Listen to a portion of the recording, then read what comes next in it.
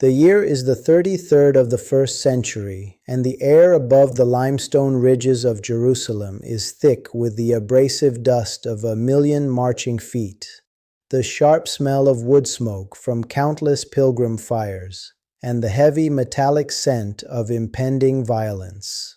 The shadows of the past hold the most luminous truths, and the truth about the final week of Jesus of Nazareth has been buried beneath centuries of sanitized religious art, neatly folded palm branches, and comfortable, quiet sanctuaries. I have spent 50 years as a priest, a decade as a military chaplain, and more hours than I can possibly calculate sitting in the heavy, absolute silence of the confessional. I have heard the deepest secrets of the human soul, the quiet desperation that unfolds when a human being realizes they are walking toward their own destruction and cannot turn back. I can tell you with absolute certainty that the environment where the Son of God accomplished the salvation of the world was not a peaceful, orderly religious retreat. It was a chaotic, deafening, and intensely brutal theater of political treason and cosmic warfare. What the pulpit does not tell you, the silence reveals. We have domesticated the passion, turning his agony into a series of polite theological meditations. But the reality recorded in the ancient manuscripts and the archaeological strata of Judea is far more terrifying, far more exhausting, and deeply human. We are running out of time to hear the truth, my friends, and before my own time is up, I feel a sacred duty to bring these forgotten records into the light. Let me look into the eyes of history with you. When we examine the archaeological records of the early Roman period in Jerusalem, particularly the excavations around the Antonia fortress and the massive retaining walls of the Temple Mount, we do not find a city preparing for a quiet spiritual festival. We find a powder keg. The biblical texts and the historical accounts of Flavius Josephus describe a sprawling urban complex that swelled to bursting during the Passover.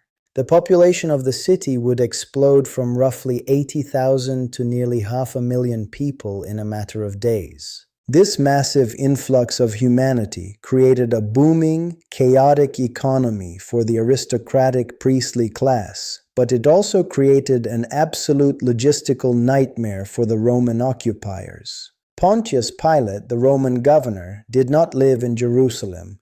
His headquarters were in the coastal city of Caesarea Maritima. But during Passover, he marched a cohort of heavily armed, battle-hardened Roman legionaries up the mountain to garrison the Antonia fortress, which physically overlooked the temple courts. They were there for one reason: to crush the inevitable riots that sparked when 500,000 subjugated Jews gathered to celebrate their historical liberation from a foreign empire. The air was electrified with the tension of zealots carrying hidden daggers, pilgrims crushed in the narrow streets, and the constant rhythmic marching of Roman boots on the stone pavements. I have studied the archives of the early church and the historical commentaries of the patristic era, and they all point to a singular, devastating reality. The Jerusalem of Holy Week was a city on the brink of absolute catastrophe, governed by men who would gladly execute a peasant rabbi to maintain the fragile illusion of peace. Into this cramped, hyper-vigilant, and merciless urban space rides a man whose internal state is a profound tragedy of divine isolation. Imagine the mind of Jesus of Nazareth as he descends the Mount of Olives on the first day of that week. The crowds are tearing branches from the trees, throwing their cloaks on the dirt road, and screaming Hosanna, which means "Save us now." They are looking for a military conqueror, a new King David to slaughter the Romans and restore the Golden Age. The disciples are walking beside him, their chests puffed with pride, arguing about who will hold the highest cabinet positions in the new administration. They started this journey with the eyes of the Spirit, but the intoxicating roar of the crowd has narrowed their vision to the immediate grasp of earthly power. But Jesus knows what they do not. He is the only one in that massive procession who understands the terrifying math of redemption. In the confessionals, I have listened to parents and leaders who carried the crushing weight of a secret terminal diagnosis, pretending everything was fine so their children could enjoy one last holiday. Multiply that isolation by infinity. Jesus possessed the absolute foreknowledge of every whip strike, every splinter of the cross, and the unimaginable horror of bearing the wrath of the Almighty. He was not marching toward a throne room, he was marching toward a slaughterhouse, and he was entirely alone in that knowledge. To understand the events of this final week, we must immerse ourselves in the cultural and architectural realities of the ancient Near East and the strict laws of the Passover ritual. In the culture of the first century, the Passover was not merely a symbolic meal, it was a visceral, bloody reenactment of salvation. According to the 12th chapter of the book of Exodus, on the 10th day of the month of Nisan, every household was required to select a male lamb without blemish and bring it into their home. For 4 days the lamb lived with the family. It was inspected, watched, and examined to ensure it was absolutely perfect. The sensory details of this week in Jerusalem are staggering. Imagine the deafening noise of 250,000 lambs bleating in the narrow alleys. Imagine the smell of animal waste mixing with the fragrant incense from the temple. During those exact 4 days, from Palm Sunday to Holy Thursday, Jesus placed himself in the temple courts to be inspected by the religious authorities. The Pharisees, the Sadducees, the Herodians, and the scribes all approached him with trick questions, theological traps, and political snares. They were unknowingly fulfilling the ancient ritual. They were inspecting the Lamb of God, and they could find no fault in him. The historical irony is devastating. The men who were experts in the law were meticulously examining the true sacrifice, completely blind to the reality that the blood of the animals they were preparing to slaughter would soon be rendered obsolete forever. The climax of this monumental week arrives on Thursday evening in a borrowed room in the upper city. I have read the accounts of this night countless times, and its theological weight never fails to overwhelm the imagination. Jesus strips off his outer garments, wraps a towel around his waist, and washes the filthy, calloused feet of the men who are about to abandon him. John records that having loved his own who were in the world, he loved them to the end. After the meal, they descend into the Kidron Valley and enter a grove of ancient olive trees called Gethsemane, which literally means the olive press. Here the internal weight crushes him. The text of Luke tells us that being in an agony, he prayed more earnestly, and his sweat became like great drops of blood falling down to the ground. This is hematidrosis, a rare medical condition where extreme psychological terror bursts the capillaries in the sweat glands. The pressure of the world's sin was already crushing the life out of him before a single Roman hand ever touched him. Then comes the arrest, the chaos in the dark, the scattering of the disciples, and the illegal middle-of-the-night trials before Annas and Caiaphas. By Friday morning, Jesus stands before Pontius Pilate on the stone pavement of the Praetorium. The Roman scourging was not a simple beating. The flagrum was a leather whip embedded with pieces of jagged bone and lead. It was designed to flay a human being alive, exposing muscle and sometimes bowels. By the time Jesus is handed over to be crucified, his back is a landscape of butchered flesh. He is forced to carry the patibulum, the heavy horizontal beam of the cross, through the narrow, crowded streets he had ridden into just 5 days earlier in triumph. Let us pause here and look closely at this singular moment. The text of John chapter 19 verse 17 specifies that he went out, bearing his own cross, to the place called the place of a skull, which in Aramaic is called Golgotha. The crowds that had screamed Hosanna are now screaming for his blood. The noise is deafening, the heat is rising, and the physical exhaustion is absolute.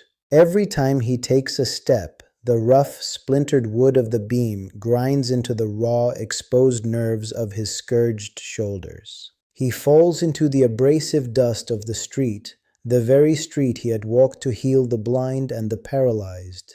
The creator of the universe is face down in the dirt, suffocating under the weight of the wood he had spoken into existence at the dawn of time. He is nailed to the cross, lifted up against the blackened sky, and left to asphyxiate in the ultimate public humiliation. This horrific event echoes through the corridors of the Old Testament as the stunning fulfillment of everything the prophets had declared. The exact timing of his death is a masterpiece of divine orchestration. The Gospel of Mark records that it was the 3rd hour when they crucified him, and at the 9th hour, which is 3 in the afternoon, Jesus breathed his last. In the temple complex, just a few hundred yards away, 3 in the afternoon was the exact moment the high priest would step forward to slaughter the final public Passover lamb for the nation of Israel. The prophet Isaiah, writing 7 centuries earlier in the 53rd chapter of his scroll, verse 7, promised this precisely.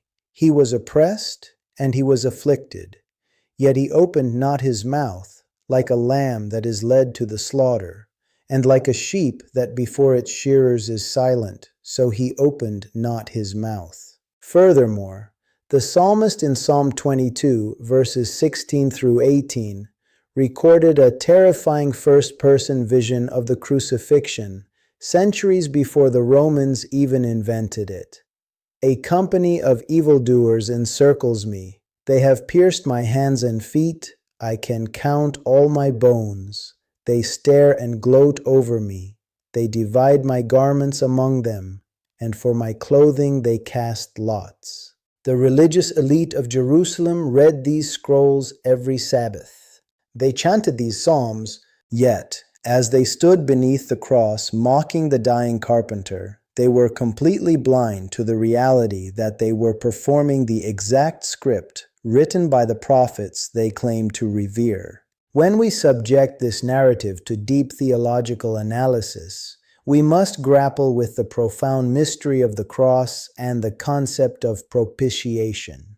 Propitiation is a heavy theological term that means the turning away of divine wrath by the offering of a perfect sacrifice. For centuries, humanity had brought rivers of animal blood to the altars of the world, desperately trying to balance the scales of justice, trying to buy off the anger of the gods. But the blood of bulls and goats could never actually remove the stain of human rebellion. The Apostle Paul, writing decades later in his second letter to the Corinthians, chapter 5, verse 21, perfectly articulates the shattering reality of what Christ accomplished on that Friday afternoon. Paul writes, "For our sake he made him to be sin who knew no sin, so that in him we might become the righteousness of God." Jesus did not merely suffer a tragic political execution. In those 3 hours of supernatural darkness on the cross, he became the localized target for the infinite, righteous wrath of the Almighty against all the cruelty, the betrayal, and the filth of human history. He drank the cup of judgment down to its bitter dregs until there was absolutely nothing left. And when he cried out, "It is finished," the thick veil in the temple, the massive curtain that separated the Holy of Holies from the rest of the world, was torn in two from top to bottom. The absolute terrifying separation between God and humanity was abolished forever, not by our moral effort, but by the broken body of the Son of God. As I sit here today, feeling the weight of the years and the absolute urgency of the hour, I must pivot from the ancient limestone of Golgotha to the territory of your own heart. We spend so much time analyzing the historical players of Holy Week, condemning Judas, judging Pilate, and despising the crowds. But we completely fail to recognize our own faces in the shadows of the courtyard. I have sat with men and women weeping in the confessional because they realized that, just like the Apostle Peter, They had sworn absolute loyalty to the Lord in the safety of the upper room, only to deny him the moment the world demanded a price for their faith. They sat by the charcoal fire of the world's approval, and when the pressure came, they swore they never knew him. The danger is not that we will orchestrate a grand historical betrayal. The danger is that we will compromise our souls in small, panicked moments of self-preservation. And like Peter, many of you are currently living in the agonizing silence of Holy Saturday. You have failed miserably. You have compromised your vows. You are sitting in the wreckage of your own cowardice, convinced that your failure is the final word, that you have disqualified yourself from the grace of the Lord forever. So I must ask you this, and I want you to let the heavy, uncomfortable silence of this moment press against you before you answer. What specific betrayal or failure are you currently sitting with in the dark, believing that the Lord has permanently abandoned you because of your cowardice, when in fact He went to the cross precisely to pay for that exact failure? I invite you to answer that in the comments below, not for my sake but as a confession to your own soul. Name the betrayal. Drag the hidden shame out of the shadows. Let the false theology of your own unredeemable guilt be washed away in the blood of the Lamb. Because whatever messy, terrifying reality you are hiding is exactly what He died to forgive. We cannot look at the blood-stained wood of the cross without lifting our eyes to the eschatological horizon. The book of Revelation, in the 5th chapter, verse 6, completely rewrites our understanding of how this age will conclude. The Apostle John, given a vision of the throne room of heaven at the end of time, looks to see the conquering Lion of the tribe of Judah. But what he actually sees is a lamb standing as though it had been slain. The wounds of Jesus were not erased by the resurrection, they were glorified. They remain forever as the eternal receipt of our purchase. The great tragedy of our earthly existence is that the innocent suffer, justice is perverted by corrupt authorities, and death seems to hold the final victory. But in the final reality, the new creation, that illusion is abolished forever. The days of weeping in the dark on Saturday are not just behind us. They are the fading shadows of an age that is rapidly passing away. The true Passover approaches, not commemorated with bitter herbs and anxiety, but celebrated at the wedding feast of the Lamb, where the King who was broken for us will wipe away every tear from our eyes. My friends, you now carry the weight of this truth. You know the geography of the Passion, the danger of hiding your failures, and the terrifying, beautiful reality that the Lord prefers the agony of the cross over an eternity without you. I urge you to share this message with someone who is quietly exhausting themselves in the darkness of their own Holy Saturday, someone who needs to hear the truth that their failure is not the end of the story, and that Sunday is coming. Subscribe to this channel and walk with me as we continue to uncover what has been hidden in the dark. Because the shadows are lengthening, the King is at the door, and we are out of time.